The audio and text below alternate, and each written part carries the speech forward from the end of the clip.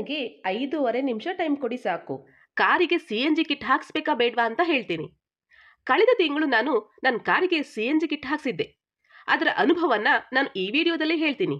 ಹಾಗಾದ್ರೆ ಬನ್ನಿ ವಿಡಿಯೋ ಶುರು ಮಾಡೋಣ. ನಾನು ಕಳೆದ ತಿಂಗಳು ನನ್ನ ಕಾರಿಗೆ CNG ಕಿಟ್ ಹಾಕ್ಸಿದ್ದೆ. ಅದರ ಜೊತೆ ಹಿಂದಿನ 2 ಟೈರ್ಗೆ ಎಕ್ಸ್ಟ್ರಾ ಬಫರ್ ಕೂಡ ಹಾಕ್ಸಿದ್ದೀನಿ. ನೀವು ಹಿಂದಿನ ಟೈರ್ಗೆ ಬಫರ್ ಹಾಕಿಸ್ಬೇಕಾ ಬೇಡ್ವಾ ಅಂತ ಕೇಳಿದ್ರೆ ಹಾಕ್ಸೋದು ಒಳ್ಳೇದು ಅಂತ ನಾ ಹೇಳ್ತೀನಿ. ಯಾಕೆಂದ್ರೆ CNG ಸಿಲಿಂಡರ್ ಏನಿದೆ ಅದರ ತೂಕ ಬಂದು 75 kg ಇರುತ್ತೆ. ಇದರಿಂದ ಕಾರನ್ನ ಹಳ್ಳ ಕೊಳ್ಳ ಇರೋ ರಸ್ತೆಯಲ್ಲಿ ಓಡಿಸೋ ಟೈಮ್ನಲ್ಲೂ ಕೂಡ ಕಾರಿನ ಹಿಂದ್ಗಡೆ ರಸ್ತೆಗೆ ತಾಕೋ ಸಾಧ್ಯತೆ ಇರುತ್ತೆ. ಅದರಿಂದ ನೀವು ಹಿಂದ್ಗಡೆ ಟೈರ್ಗೆ ಎಕ್ಸ್ಟ್ರಾ ಬಫರ್ ಹಾಕ್ಸೋದು ಒಳ್ಳೇದು. CNG ಕಿಟ್ ಹಾಕ್ಸೋಕ್ಕೆ ನನಗೆ ಆದ ಖರ್ಚು ಬಂದು 50,000. ಹಿಂದಿನ 2 ಟೈರ್ಗೆ ಎಕ್ಸ್ಟ್ರಾ ಬಫರ್ ಹಾಕಿಸಿದ್ದಕ್ಕೆ 3,000, ಒಟ್ಟು 53,000 ಆಯಿತು. ಅದ್ರ ಜೊತೆ ಸ್ಪಾರ್ಕ್ ಪ್ಲಗ್ ಚೇಂಜ್ ಮಾಡಿದ್ದಕ್ಕೆ 900, ಮತ್ತೆ ಕಾರನ್ನ ಏರ್ ಫಿಲ್ಟರ್ ಕ್ಲೀನ್ ಮಾಡಿದ್ದಕ್ಕೆ 250, ಒಟ್ಟು ಸೇರಿ 54,150 ರೂಪಾಯಿ ಆಗಿದೆ. ಇಷ್ಟಕ್ಕೆ ಮುಗೀತು ಅನ್ಕೋಬೇಡಿ. ಇನ್ನು RC ಕಾರ್ಡ್ ಎಂಟ್ರಿ ಮಾಡಿಸ್ಬೇಕು, ಇನ್ಶೂರೆನ್ಸ್ನ ಬದಲಿಸಬೇಕು, ಅವೆಲ್ಲ ಸೇರಿದ್ರೆ ಒಟ್ಟು 60,000 ಆಗಬಹುದು. ನಾನು ವಿಚಾರಿಸಿದ್ದಲ್ಲಿ ಇದೇ ಕಮ್ಮಿ. ಕೆಲವು ಕಡೆ 75,000 ರೂಪಾಯಿ ತನಕ ಇಸ್ಕೋತಾರೆ. ಅದರಿಂದ ನೀವು CNG ಕಿಟ್ ಹಾಕ್ಸೋ ಟೈಮ್ನಲ್ಲಿ 4 ಕಡೆ ವಿಚಾರಿಸಿ ಆಮೇಲೆ ಹಾಕ್ಸಿ. ಈಗ CNG ಹಾಕ್ಸಿರೋದ್ರಿಂದ ಆಗಿರೋ ತೊಂದರೆ ಏನು ಅಂತ ಹೇಳ್ತೀನಿ. ಮೊದಲನೇದು ಬಂದು ಬೂಟ್ ಸ್ಪೇಸ್ ಇಲ್ಲದೆ ಇರೋದು. ನಾನು CNG ಕಿಟ್ ಹಾಕ್ಸಿರೋದ್ರಿಂದ ಒಂಚೂರು ಬೂಟ್ ಸ್ಪೇಸ್ ಇಲ್ಲ. ಇದರಿಂದ ಲಗೇಜ್ನ ಇಟ್ಕೊಳ್ಳೋಕ್ಕೆ ತುಂಬ ಪ್ರಾಬ್ಲಮ್ ಆಗ್ತಾ ಇದೆ. ಇದಕ್ಕೆ ಅಂತಾನೆ ಈಗ ಹೊಸದಾಗಿ ಲಗೇಜ್ ಸ್ಟ್ಯಾಂಡ್ ಕೂಡ ಮಾಡಿಸ್ಬೇಕು. ಅದರಿಂದ ನೀವು ಏನಾದರೂ CNG ಕಿಟ್ ಹಾಕ್ಸೋದಾದರೆ ಬೂಟ್ ಸ್ಪೇಸ್ ಸ್ವಲ್ಪನೂ ಸಿಗೋಲ್ಲ. ಅದರಿಂದ ಲಗೇಜ್ಗೆ ಅಂತ ಎಕ್ಸ್ಟ್ರಾ ಒಂದು ಸ್ಟ್ಯಾಂಡ್ ಮಾಡಿಸೋದು ಒಳ್ಳೆಯದು.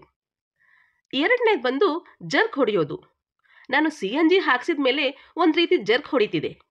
ಯಾವ ರೀತಿ ಅಂದರೆ ನೀವು ಸ್ಕೂಟರ್ ಓಡಿಸಬೇಕಾದ್ರೆ ಪೆಟ್ರೋಲ್ ಖಾಲಿಯಾದಾಗ ಜರ್ಕ್ ಹೊಡೆಯುತ್ತಲ್ಲ, ಆ ರೀತಿ ಜರ್ಕ್ ಹೊಡಿತಿದೆ.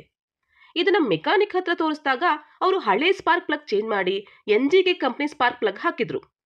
ಆಮೇಲೆ ಏರ್ ಫಿಲ್ಟರ್ನ ಕ್ಲೀನ್ ಮಾಡಿದ್ರು. ಆದರೂ ಕೂಡ ಜರ್ಕ್ ಹೊಡೆಯೋದು ನಿಂತಿಲ್ಲ. ಈಗ ಕಾರಿನ ಥ್ರೋಟಲ್ ಬಾಡಿ ಚೆಕ್ ಮಾಡಬೇಕು ಅಂತ ಹೇಳ್ತಿದ್ದಾರೆ. ಈ ವಿಡಿಯೋ ಮಾಡೋ ಸಮಯದಲ್ಲೂ ಕೂಡ ಈ ಸಮಸ್ಯೆ ಇನ್ನೂ ಬಗೆಹರಿದಿಲ್ಲ. ಆದ್ದರಿಂದ ನೀವೇನಾದರೂ CNG ಹಾಕಿಸ್ಬೇಕು ಅಂದರೆ ಕಾರಿನ ಸ್ಪಾರ್ಕ್ ಪ್ಲಗ್, ಏರ್ ಫಿಲ್ಟರ್ ಮತ್ತು ಥ್ರೋಟಲ್ ಬಾಡಿನ ಒಂದ್ಸಲ ಚೆಕ್ ಮಾಡಿಸಿ ಆಮೇಲೆ CNG ಕಿಟ್ ಹಾಕಿಸಿ. ಮೂರನೇದು ಬಂದು ಪ್ರೋಗ್ರಾಮ್ ಇಶ್ಯೂ.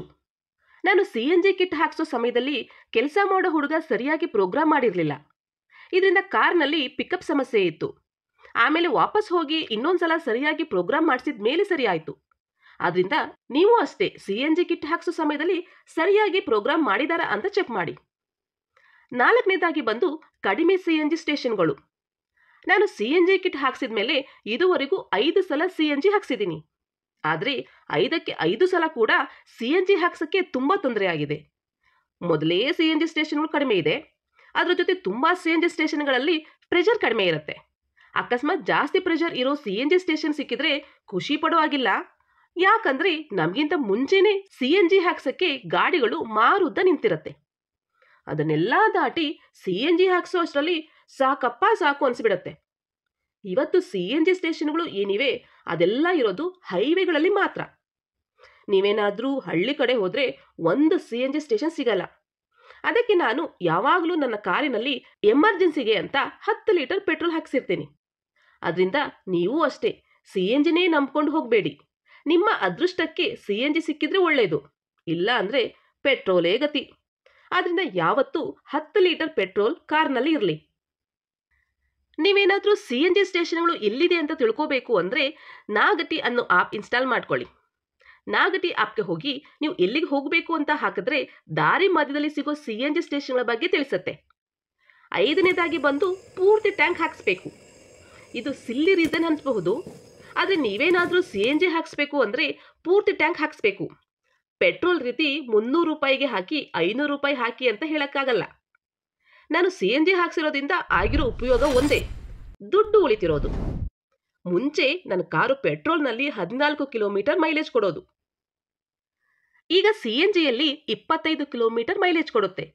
ಇದರಿಂದ ನನಗೆ ಅರ್ಧ ದುಡ್ಡು ಉಳಿತಿದೆ.